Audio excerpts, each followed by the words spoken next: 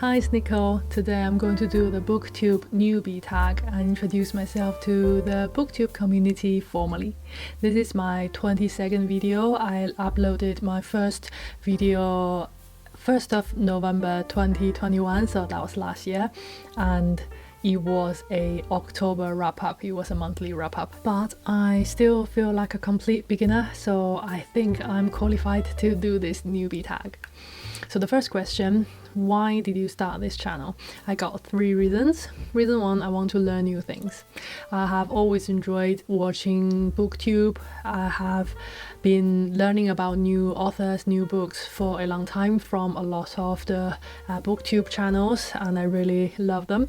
And I have been blogging about my life and my reading for quite a few years, and I just want to learn and try a new way to share those things. I want to learn how to write scripts, how to speak to the camera, how to edit videos, and how to do branding and marketing and all the things that's related. So that's one reason. And the second reason is I don't really have anyone to talk about books. When I meet up with a friend for a coffee, for example, it's unlikely they will say, "Oh, how are you doing?" I'll say, "I'll tell you about a book I just read recently."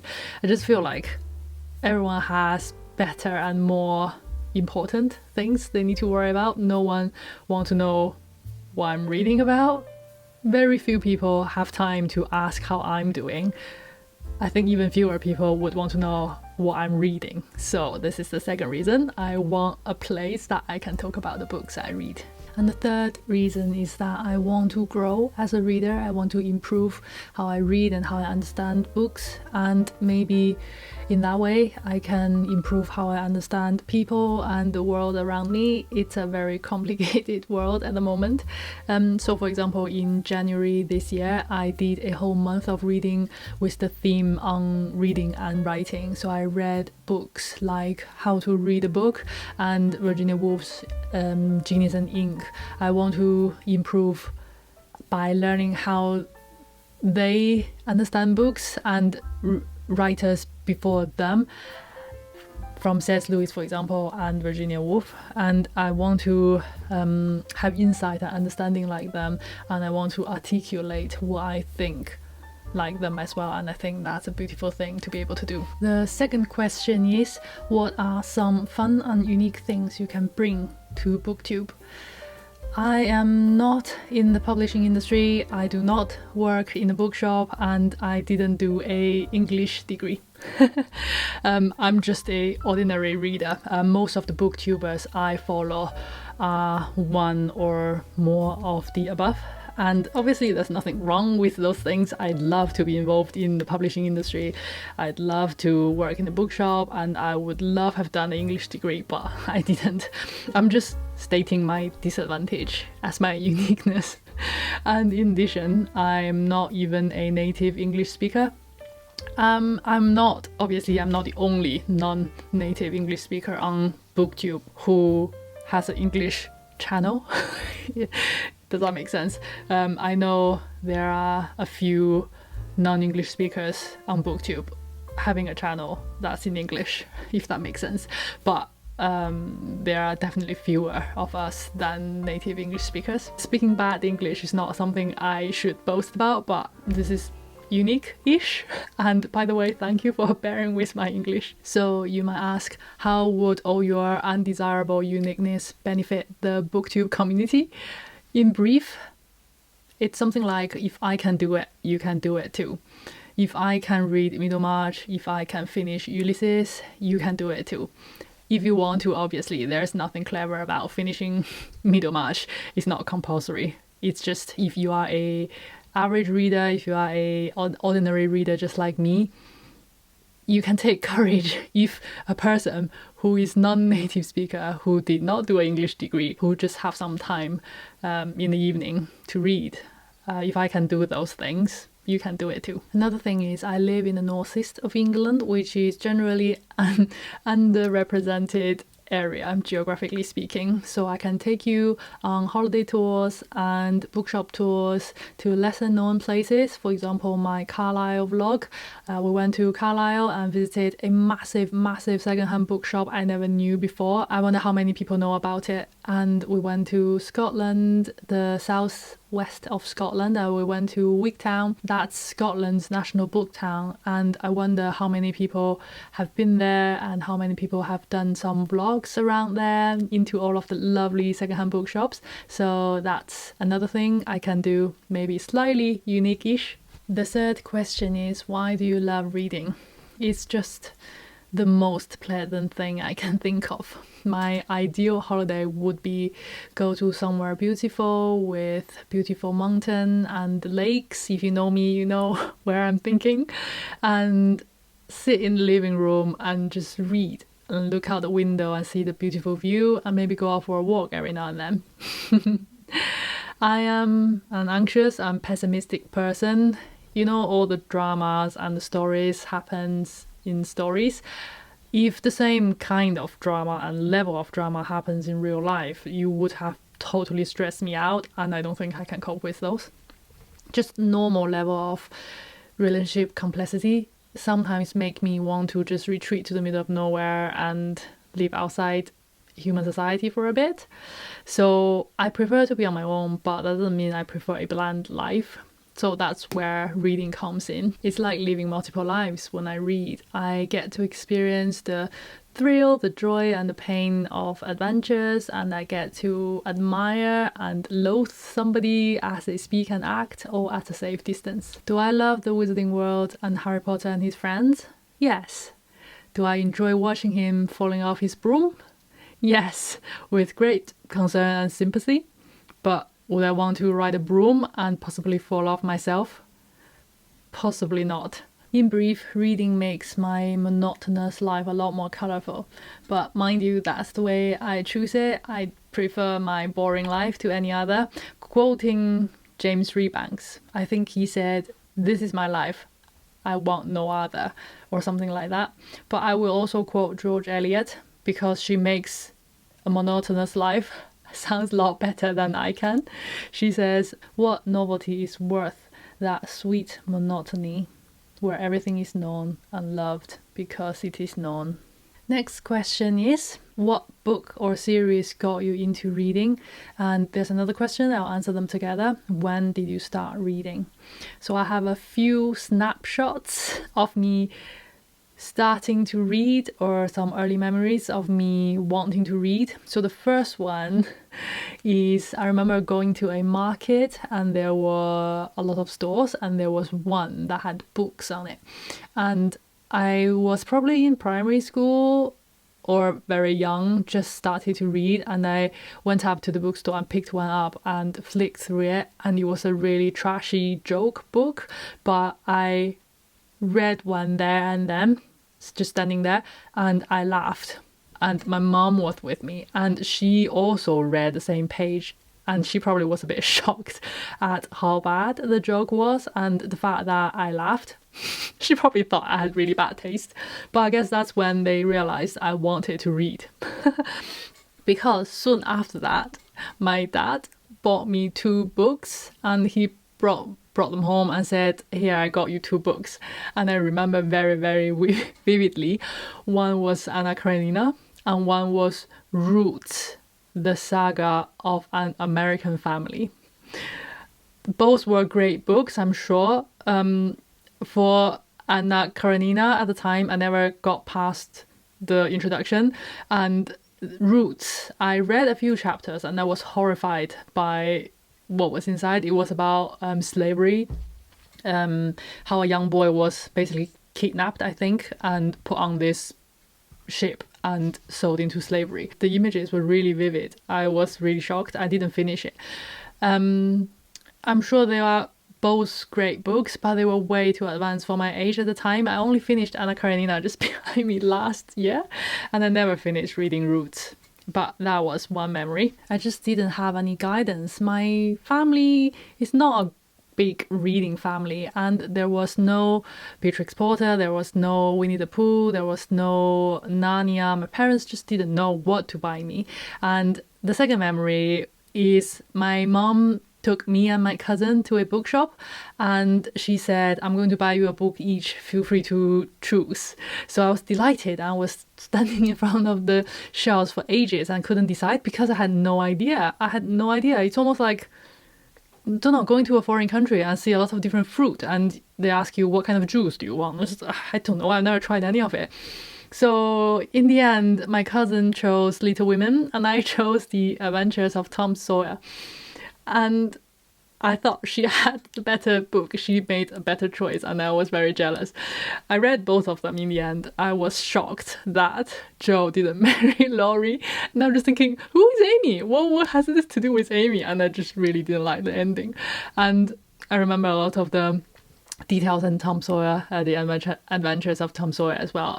That was a lovely memory. And the next memory was going shopping with my grandma in this department store.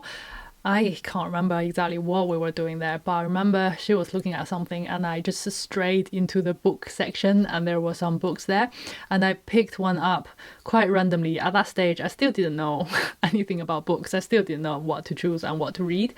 But by providence, I came across Anne of Green Gables and somehow I loved it just there and then, and I decided I want it. So I begged my grandma to buy it for me and she bought it for me and I was delighted to have a book of my own. It was a paperback bilingual Anne of Green Gables, and I remember it had English on the left and Chinese on the right, the pages. And I only started learning English at that point as well. I remembered trying to read English, the original, and had to use dictionary to put a lot of definition, underneath a lot of words, and it was great fun. It was a great translation as well. I can't remember who translated it, but I just remember it was a lovely story and it's still one of my favorites. I love Anne Shirley. I love how dreamy she can be, how she just wonders, her mind just wanders and she burn cakes because she's daydreaming. And I also love how fierce she can be. When she loves with all her heart. When she hates with all her heart. That kind of intensity of a girl, similar age to me. She was older than me at the time. I just loved her and her friendship with Diana and everything about Avonlea, everything about her island. I always wanted to visit Prince Edward Island. Just everything about her. I totally love it, and that's such a lovely memory. So those are some of the snapshots of me started to read, some early memories of when I started to read, and what I actually read most when I was young, when I was in school, and less so in university, but still, was not actually books. They were not text. Can you guess? I read a lot of manga, Japanese manga. I wasn't going to include them because I didn't think that can be counted as reading because they were not texts. Well, there were texts in there if you read any, but mostly they were just pictures. But I think graphic novels is a thing. It's really popular now and everybody reads graphic novels, so surely Japanese manga can be counted as reading as well. And I was a big fan of Japanese manga. Now comparing it with normal novels, I love how clever it is, how it uses image and space sometimes even to tell the story. It's a completely different form of writing and art. I will give you some examples of the type of Japanese manga I really loved. So one of the earliest ones are Sailor Moon. There's a whole series and I read all of them. And Clamps stories. Clamps is a group of 4 manga artists and they work together and they produced a lot of titles, a lot of characters. And one thing that stood out most for me is that their artwork is beautiful. I love their artwork. And Detective Conan is still going. It's been probably 20 years, more than 20 years. It's quite crazy. And One Piece. I love One Piece.